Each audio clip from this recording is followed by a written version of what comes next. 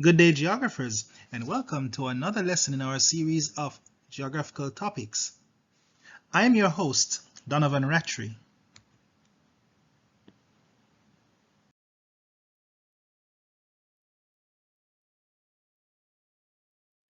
Today's lesson is deforestation in the Caribbean. You see, most Caribbean countries have rainforests or various types of forests, and when we cut down these trees and do not replace them, it can be a big problem. There are various reasons as to why this is so, and there are consequences that often meets us as a result of deforestation. So, it is a big deal. Let us now explore why is it a big deal, little by little.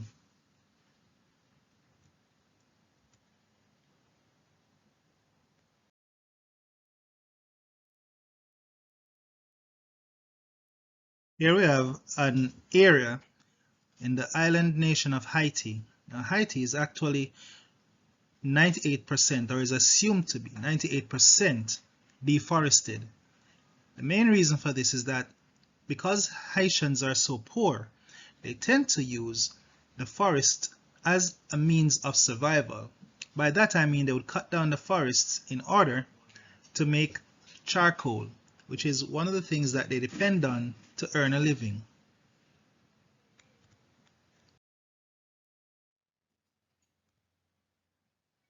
So what is deforestation? It is the total removal of trees and forest cover.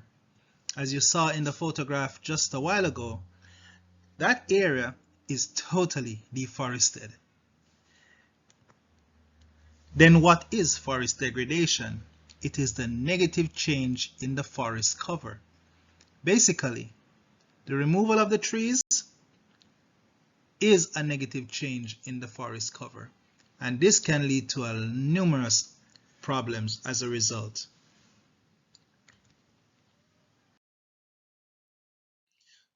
So why are forested areas often removed or cut down in the Caribbean?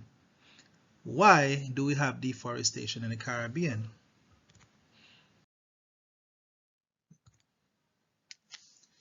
One of the main reasons why we have deforestation in the Caribbean is because of commercial agriculture. Commercial agriculture is actually large-scale agriculture. In other words, then, plantation agriculture. So we do have plantations like banana plantations, sugarcane plantations, and coconut and other types of plantations all over the Caribbean. A lot of these plantations were actually created by the clearing of forest cover.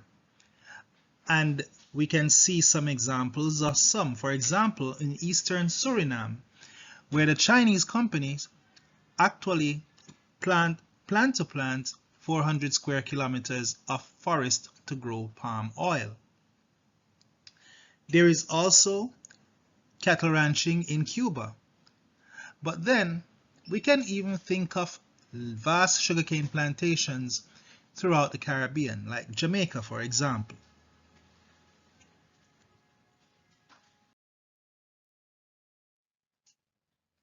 Here is a photograph of a section of a sugarcane plantation in Jamaica.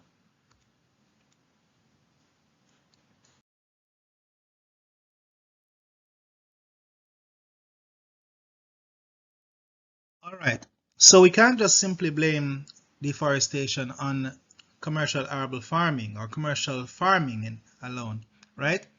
Even the small scale farmers that participate in what we call peasant farming or subsistence farming actually contribute to the problems of deforestation in the Caribbean. Why?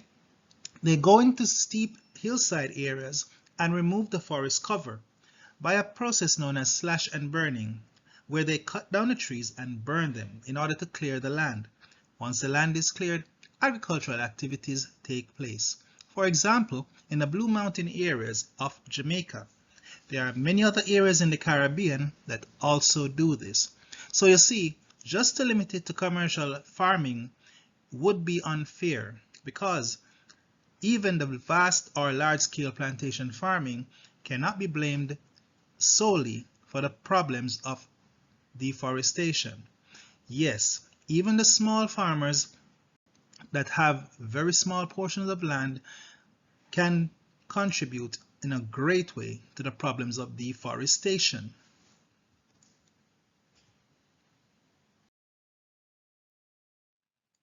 Here we have an area in a rural section that is surrounded by forest.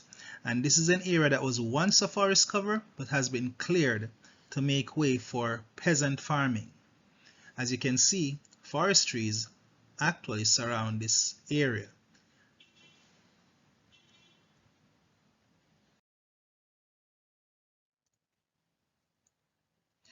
Fuel and charcoal is another reason why people actually commit the act of deforestation in the Caribbean.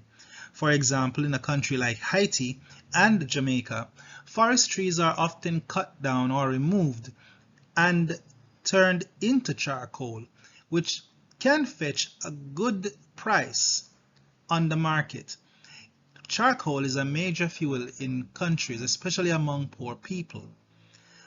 So therefore, this activity would take place especially in very poor countries where people are trying to eke out a living one way or the other.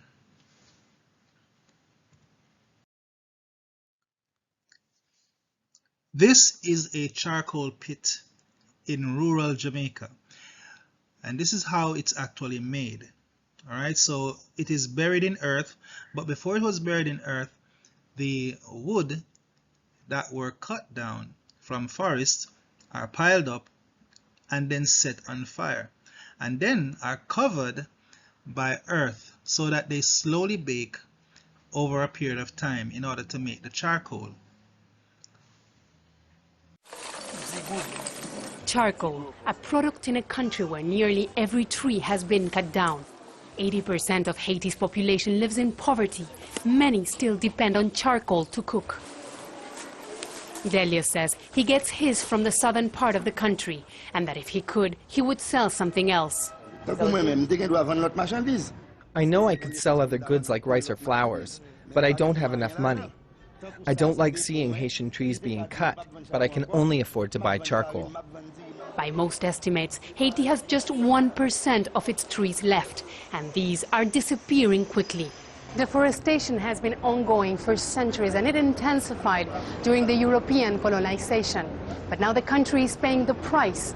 The lack of trees worsens the impact of storms and hurricanes.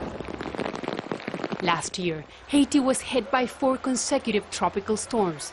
Entire cities were flooded. 800 people lost their lives. Trees provide natural protection from mudslides. Without them, communities have no protection. Aid organizations are trying to build canals in the mountains that surround the city of Gonaïves, which was devastated by the storms. The idea is to try and control the speed and volume of the water coming off the mountains. This work reduces the runoff of water by 90%, but we only did 2% of what we should have done. It is very expensive. And expensive projects are something that the poorest country in the Americas can't afford. Work on these defenses isn't going to be finished in time for this year's hurricane season.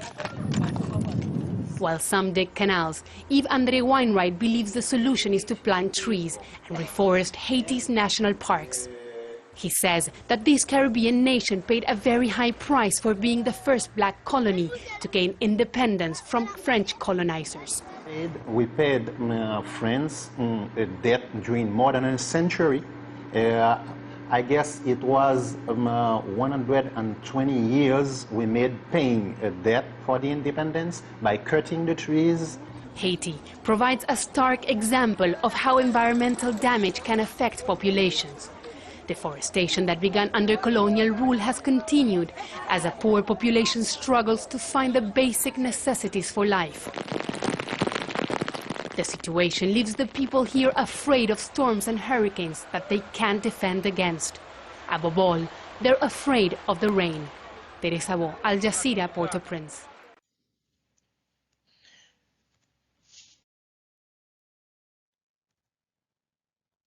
Lumbering is a major agricultural, or should I say a major commercial activity in the Caribbean.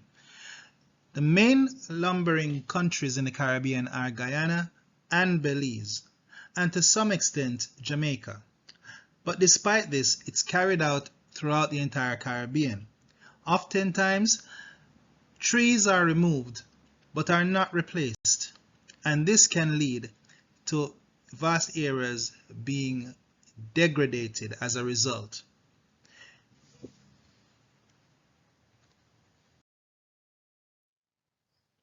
Here we have a photograph of lumbering activities taking place in Guyana.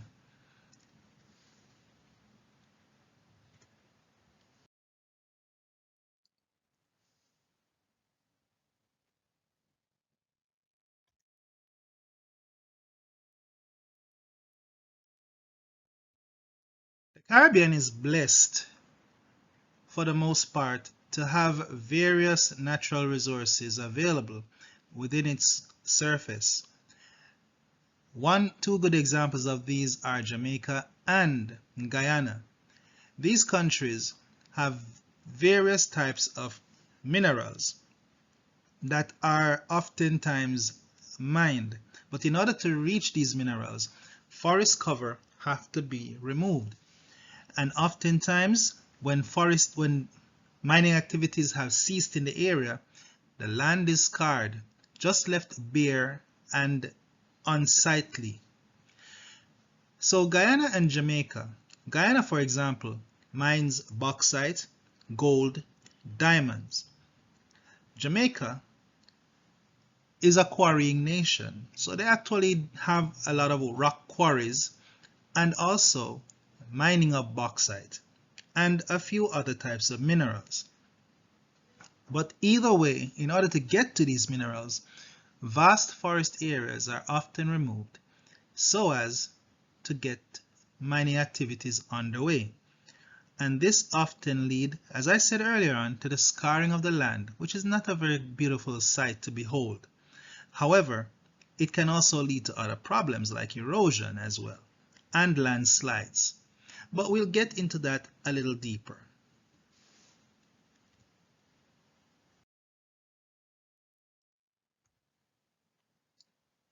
This is a bauxite mining pit in Manchester, Jamaica. As you can see, it is surrounded by forest vegetation, and the area within which mining is taking place was once covered by forest, but is no longer covered by forest, as the forest have been removed in order to start mining activities, as you can see in the photograph.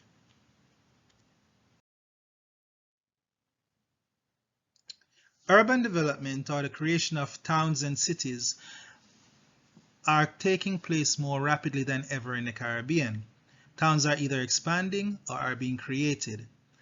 But in order to do so, vast areas of forest are often removed in order to get houses erected and other buildings erected to create or expand urban areas.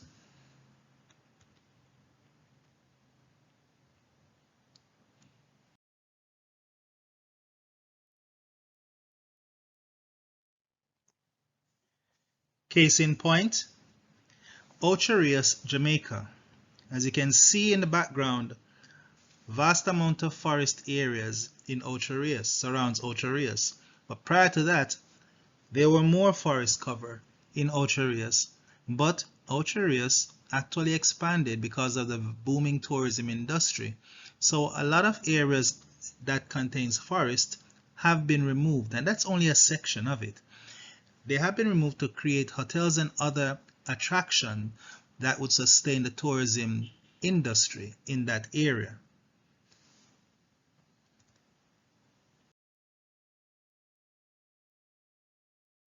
Often, people in the Caribbean who do not own land move into forested areas and clear the forest in order to create either small farming settlements or just usual housing settlements.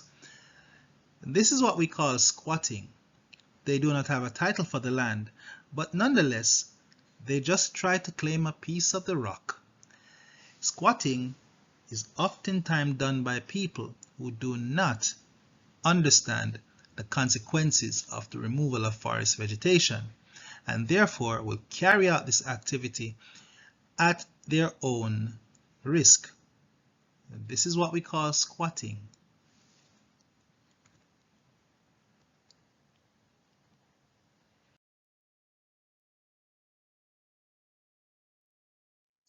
Here we have squatting taking place in the nation of Madagascar, but it might be in a country that is far away in Africa, right? But I can tell you this, there are lots of settlements just like this, reflecting this same type of settlement in the Caribbean as well. And these were actually created within forested areas. As you can see, there are still remnants of forest trees left in the background and within the foreground. That tells you that forest was once in the area and have been removed in order to create these informal settlements. Hence, the problem of squatting.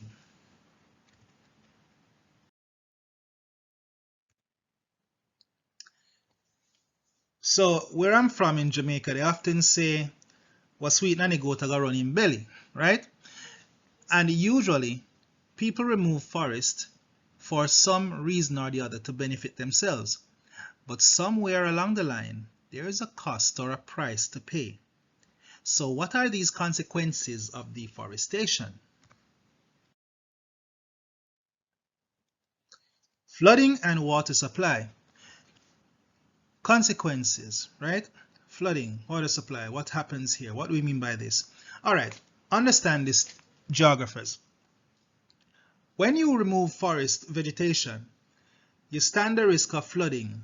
What do we mean by this? Well, as the rain is falling onto the surface, without trees, it will just simply run off the surface. And when it runs off the surface and moves downslope, it can flood people or any land that is downslope because the water is rushing off the slope. With forest cover, it would intercept the rainwater and keep the speed of the rainwater in check. In other words, it will intercept it, causing the rain to trickle down to the soil so that the water can slowly seep into the soil, thus preventing the problem of flooding. In the same way, when you remove forest vegetation, all that water is running off the surface and very little to none is going beneath the surface to be stored. With forest vegetation, all of that water is kept in check and trickled down so that it is properly absorbed in the soil. Think about it. Have you ever stood under a tree during a heavy downpour of rain? You notice that the water slowly trickles down and drips on you when you're standing under a tree, as opposed to you going from under the tree into the rain. It is hitting you at full speed. Well, that is what forest trees do. They intercept the rainwater, keeping the speed of the rain in check so that it trickles down slowly into the soil. And once it gets down slowly into the soil, it is stored in the soil so that in times of drought or dry periods, water can be accessed within the soil. Water sometimes slowly removes itself from the soil and flows into streams so that even in dry periods there is water to be obtained. However, without the forest trees, the water will just simply rush off the surface and very little or no water at all will be absorbed into the soil so that in dry seasons water can be obtained, and hence the problem of drought. So you see, without forests, we're going to have the problem of flooding as well as the absence of water supply. So it's important that we have our forest trees so that we prevent flooding from taking place, as well as to conserve or to preserve the water supply underground or within the ground so that in times of drought or dry periods, we have access to water just the same.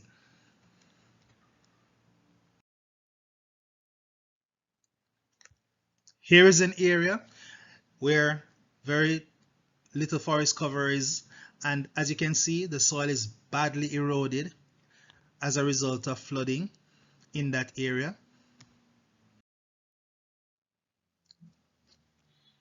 This is a section of a town in Haiti, or Haiti, I should say. All right, and as you can see, because Haiti is so badly deforested, Haiti often experiences a lot of flooding during times of heavy rain.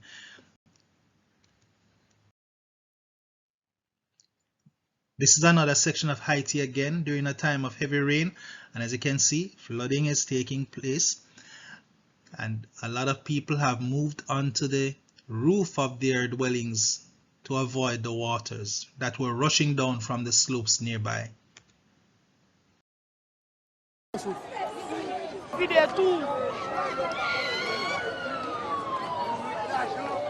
I'm here in the New York Times newsroom with Brent Renaud, who is a filmmaker on assignment for the New York Times. He was in Haiti just 3 weeks ago.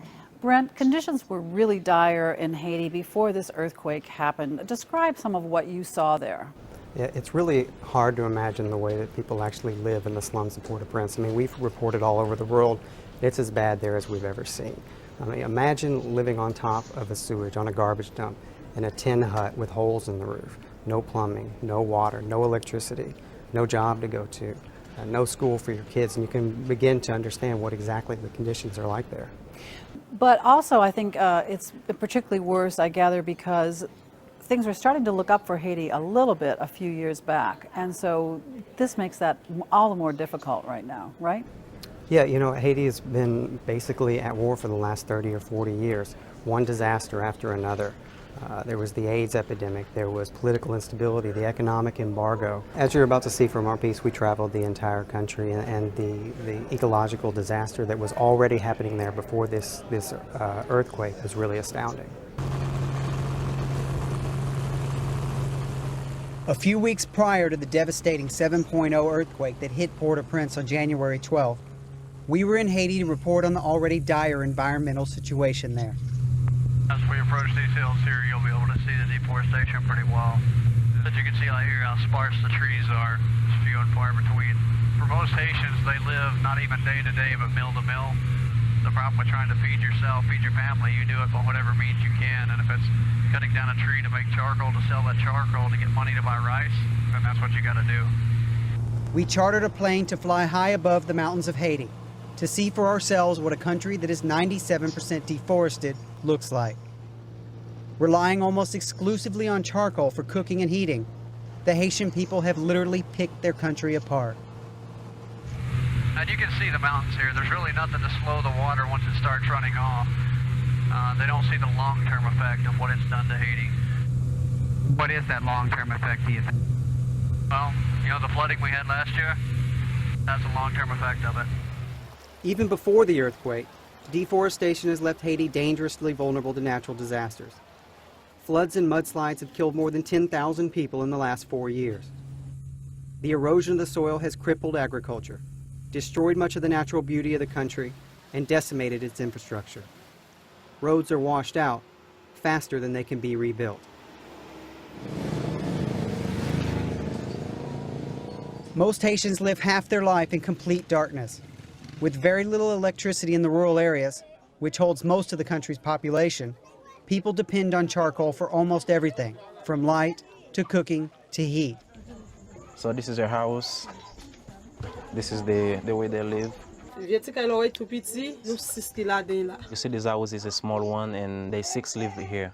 Like this is the lamp, so we use it for lights, and there's no electricity. Basically, we have no fridge, no nothing, no stove, so they use a charcoal. This is mud they use to make the house. Yeah,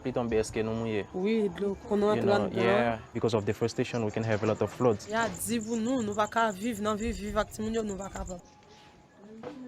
The essence of the ecological disaster that hit the country is that The agriculture that the Haitians have developed has been based on the notion of individual survival.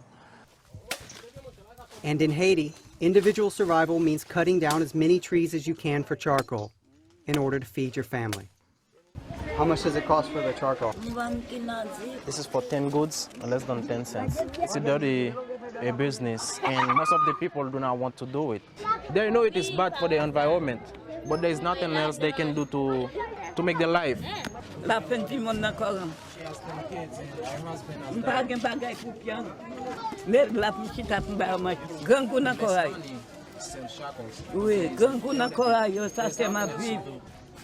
Until something can be done to lessen the poverty here and offer an alternative to charcoal, most believe the deforestation will not stop. The floods and mudslides will continue, and the infrastructure will not improve. We decided to take a trip to the interior of the country to see the damage for ourselves. Very few Haitians own cars, and the most common means of transportation outside of the cities are dilapidated pickup trucks called tap-taps, which apparently have no limit as to how many people can be squeezed into the back. There's about 20-25 people in this little tap-tap.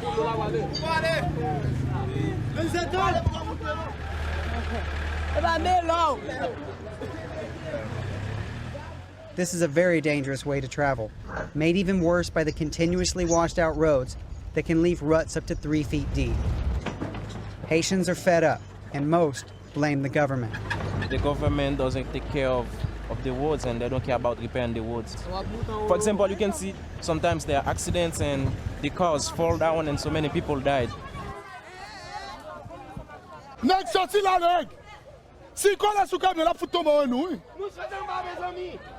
Merde.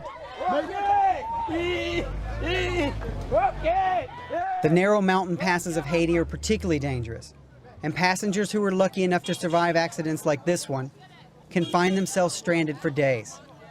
The road is broken and the government don't do nothing with the road. That's the problem. Haitians tend to believe that the problems with the roads is a result of government corruption and purposeful neglect of the rural areas. But even when the government does spend money to build new roads, they are often quickly destroyed by mudslides and flooding. Like this bridge that was badly damaged before it even had a chance to open. So, Brent, what does the future hold for Haiti now? You know, Haiti's been suffering from decades, political strife, economic embargoes, natural disasters, and we felt like since the United Nations mission in 2006 had established security, that things just might get better. But this is really a setback of historic proportions. We can only hope that the international community can come to the aid of the people.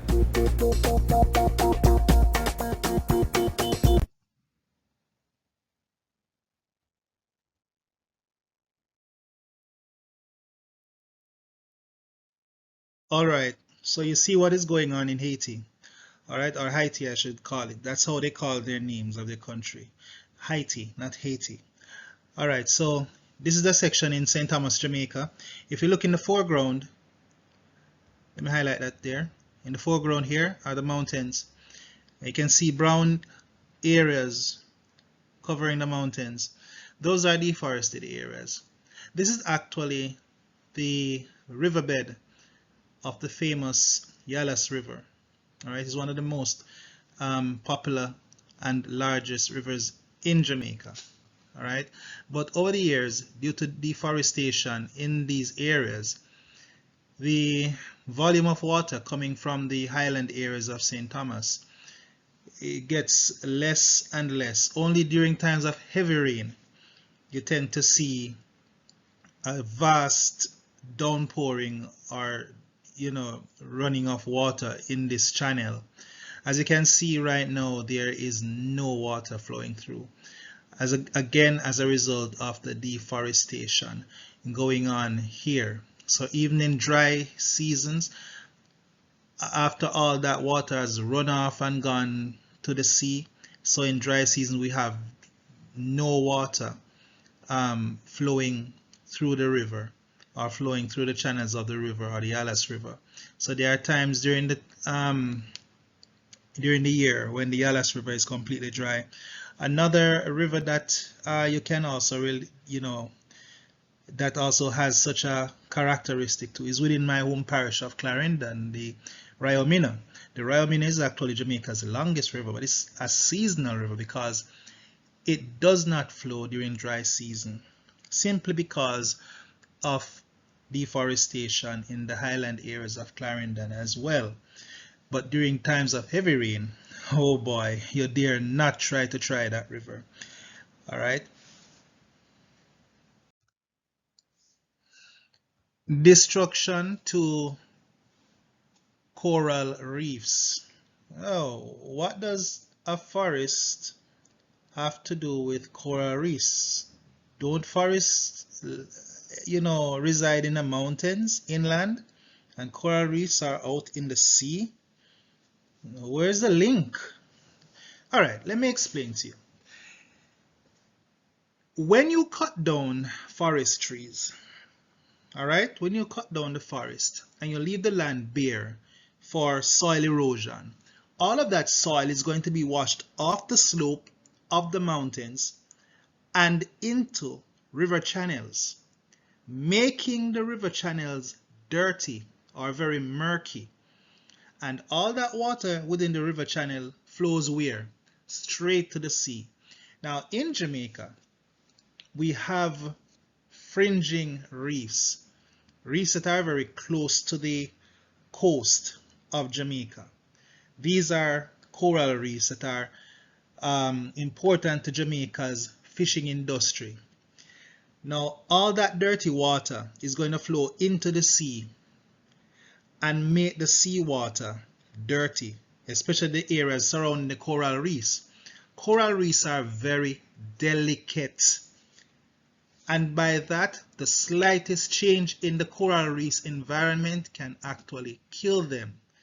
All right, so one of the things that can destroy coral reef is lack of oxygen as well as lack of sunlight.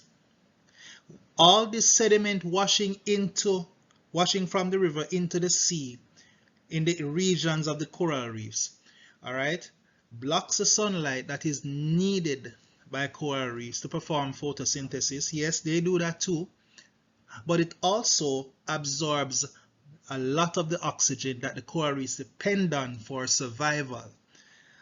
And this in turn will destroy the coral reefs. So even though forests are inland in the mountains and the coral reefs are way out there into the sea, there is a link with deforestation and coral reef destruction. Simply because when you remove forests during times of heavy rain, all that soil sediment that used to be occupied by forests is washed down slope into the river channels, and it can flow all the way to the sea, causing the sea to become murky or dirty or unsightly in the same region where the coral reefs are. And what that will do, it will block off the sunlight that is needed by the coral reefs to perform photosynthesis, as well as it will absorb the oxygen that the coral reefs depend on to survive. And that is the link between forest destruction and coral reef destruction. So yes, students, deforestation can lead to the destruction of coral reefs.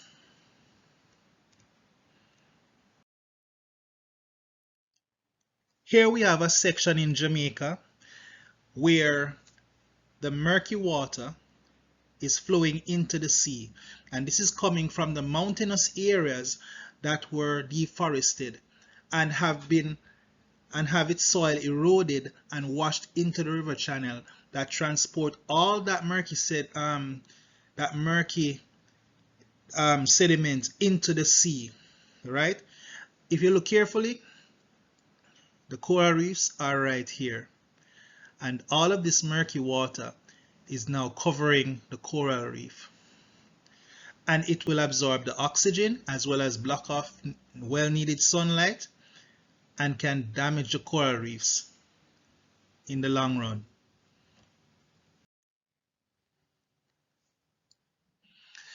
So wildlife.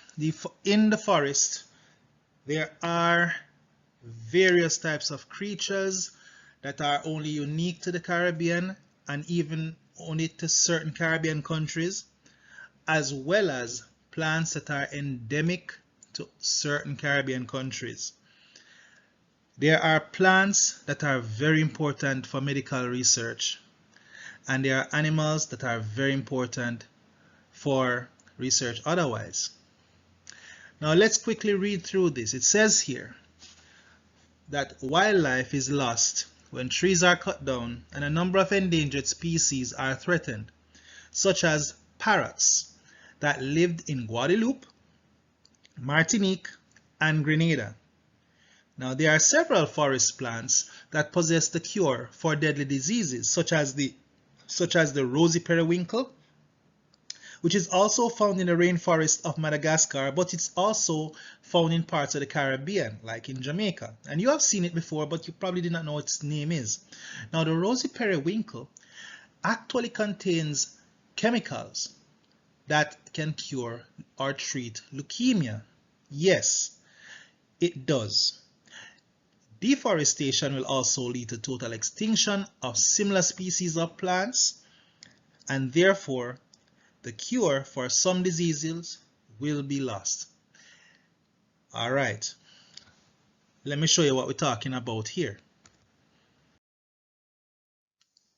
This is the rosy periwinkle. Look at it carefully.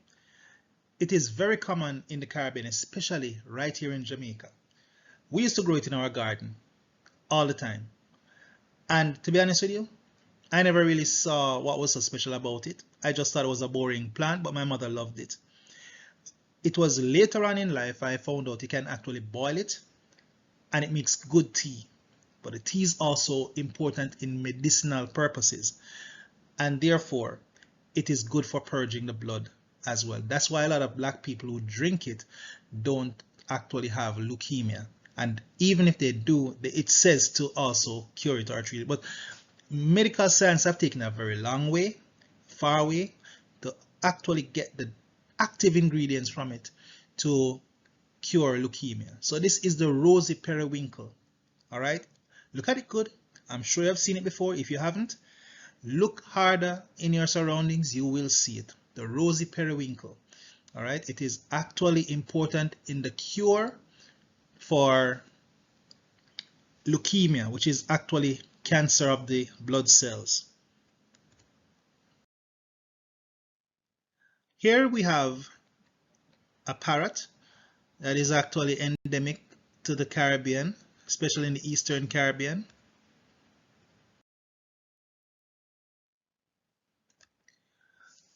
Now, another consequence of this type of activity is soil erosion and landslides. Okay, so when you remove forest cover, you're only going to leave the soil bare and prone to be washed away. So during times of heavy rain, all that heavy rainwater is going to wash away loose soil particles or saturate the soil particles, causing the soils to become heavy and to be thoroughly influenced by the force of gravity, which is going to pull it down the slope, causing landslides. Other loose soils will be prone to be washed away by heavy rains as well. And this can easily go into river channels that can kill aquatic life, and even as far as to the sea, where it can kill aquatic life or marine life or sea creatures that are important, like fish, for example, and even damage the coral reef, which we have already established before.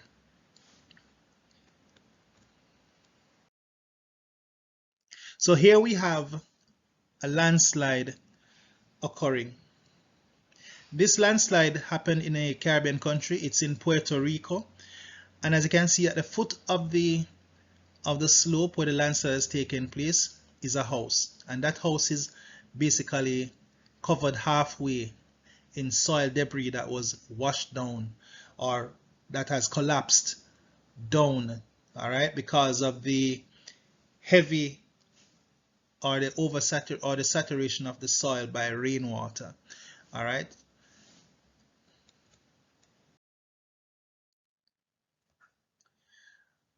Deforestation can also lead to a decline in tourism. Deforestation can severely affect the tourism industry, as many tourists visit the Caribbean for its lush forest and bustling wildlife. All right, so let me just make it clear to you right now, everybody. You think tourists only come here for the sun, beaches, and food? No, a lot of tourists come here for the natural aspect of the Caribbean. We call these ecotourists, or the activity known as ecotourism. A lot of tourists come here to camp and hike in our rainforest to observe birds and unique plant life. You know, when we destroy our forest, we will not have any wildlife or unique wildlife left, because they would either have died out because you have killed their habitat, or they would have moved further away because you have destroyed their habitat. And plants that are unique to the Caribbean will be lost forever because you have destroyed the forest cover. All right. Now, without their wildlife, without the forest, their wildlife is affected as natural habitat is lost, as I just said a while ago, right? So there will be no hiking trails, nor there will be any area for camping. Like I said, a lot of the tourists come to the Caribbean in order to either hike or camp, but are here to observe the natural aspect of our country, all right, or our islands. So they don't normally go to the coastal areas and stay in hotels and lay on beaches and go to parties and so on. These are people who just want to come for the serenity of its natural wildlife. So without these forests, we're going to lose our wildlife, and we're going to lose our unique plants, and therefore the tourists will not come. And what a lot of people don't understand is that majority of the tourists who comes to the Caribbean are actually here for the wildlife. There are more tourists, there are more ecotourists than regular tourists. And without them, the tourist industry can collapse. So we need to preserve our forests. As a matter of fact, students, not most of the Caribbean islands are not blessed with natural resources like Jamaica, Guyana, and Trinidad. All right, so therefore, they basically rely heavily, and even in most cases solely, on the tourist industry. And a big part of the tourist industry is their natural wildlife and forest reserves.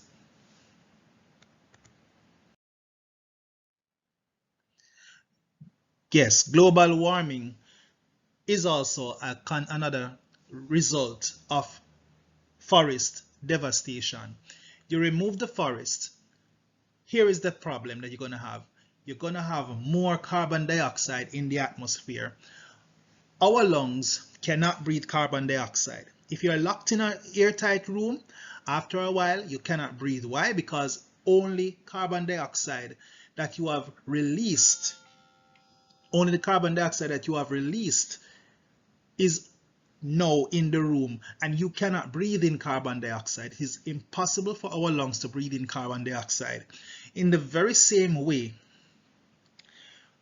what forests do, they actually are known as the lungs of the world, because what they do, they absorb the carbon dioxide from the atmosphere and release oxygen to the atmosphere so that creatures like us can breathe, because we can only take in oxygen and we breathe out carbon dioxide. That's why we cannot breathe in back carbon dioxide, right? So without the forest trees, only carbon dioxide will be in the atmosphere. You have more carbon dioxide in the atmosphere. Now it is believed that carbon dioxide is also a greenhouse gas. And what are greenhouse gases? Greenhouse gases are the gases that trap heat in the atmosphere that leads to global warming. Yes, students, it is the greenhouse effect that leads to global warming. A greenhouse actually allows for the sun's radiation or heat to enter, but it traps it when it is trying to leave.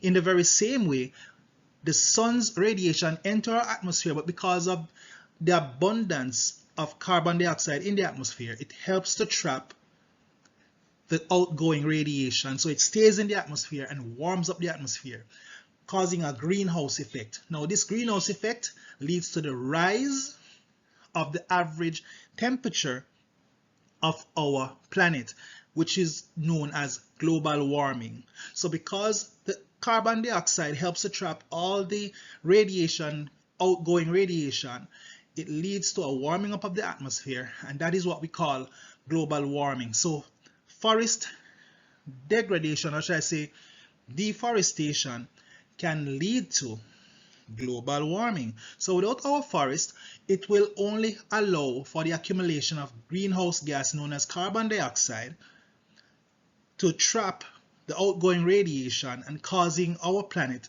to become warm as a result. Hence global warming. And global warming, or this rise in atmospheric temperatures, can lead to a whole lot of problems, especially longer and more severe hurricane seasons. And if you notice, as a little boy, we used to have maybe about 4 or 5 hurricanes the most for the hurricane season. Now we're having over 20 odd hurricanes per season, or tropical storms. And all of this is due to global warming. And one of the reasons for global warming is deforestation, because there's more carbon dioxide in the atmosphere trapping the outgoing radiation, hence a warming of our atmosphere, raising the temperature of our planet. Hence we have global warming.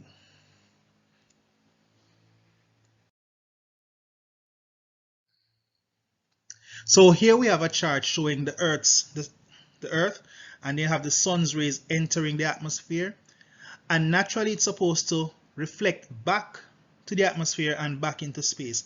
However, if you look to the left over here, sorry, to the right over here, because of the presence of greenhouse gases like carbon dioxide, right? All of that radiation that is supposed to escape is actually trapped in our atmosphere, causing it to get warm, and hence we have the problem of global warming.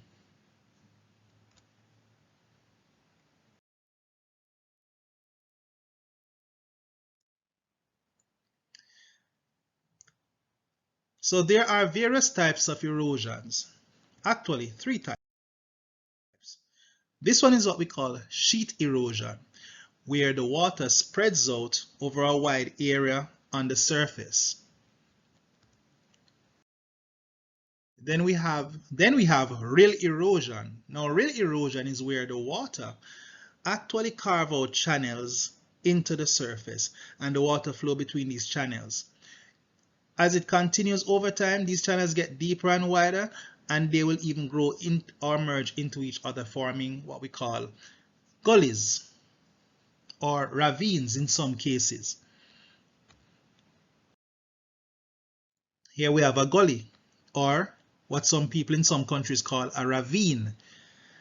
That was once a rill, but over time it has expanded, it has gotten deeper and expanded and merged with other rills to create a larger depression known as a gully. We call it gully in the Caribbean. If you're a good cricket fan, you know that there's a position on the field called the gully, right? But in other countries, they call this a ravine.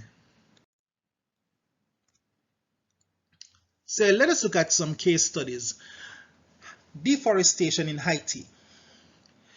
Now, deforestation is carried out in Haiti for the following reasons: for crop cultivation, for the need to produce firewood or charcoal, and you already have seen that, and also for grazing of goats. Yes, they raise a lot of goats in Haiti. So because of this, They have devastating floods, as you have seen from the photographs, severe landslides and soil erosion, and loss of wildlife and valuable species. As you know, Haiti is actually 98% deforested. That means only 2% of forests remain in Haiti. So what can be done to reduce deforestation? Let's see what the Guyanese government is doing to reduce deforestation in Guyana. Well, the Iwokrama project was set up to promote the conservation and sustainable use of tropical forests in a manner that leads to economic and social benefits to the people of Guyana. Good. The Barama Company used low-impact logging measures to make sure damage to forest is kept very small. All right. The Guyanese government have also set up a number of reforestation, that is the replanting of trees, projects with money from the aid agencies such as the World Conservation Union. So those are the measures that have been taken in Guyana to reduce or to even prevent deforestation in the Caribbean. So, with that said, we come to the end of our lesson. I would like to thank you all for tuning in to my lecture this afternoon, and I hope you learned something well. So let me remind you to click on the subscribe button so that every time new videos are released, you will be alerted. All right. You can also click on the notification button as well. But I do hope you learned something new and you thoroughly enjoyed and also understand. Now, feel free to rewind the video as often as possible so that whatever you do not quite understand, you will understand. All right. So thanks again, everyone, for tuning in. Have yourselves a great evening and continue to love the subject of geography and work hard at it. Have yourselves a great evening. Thanks, everyone.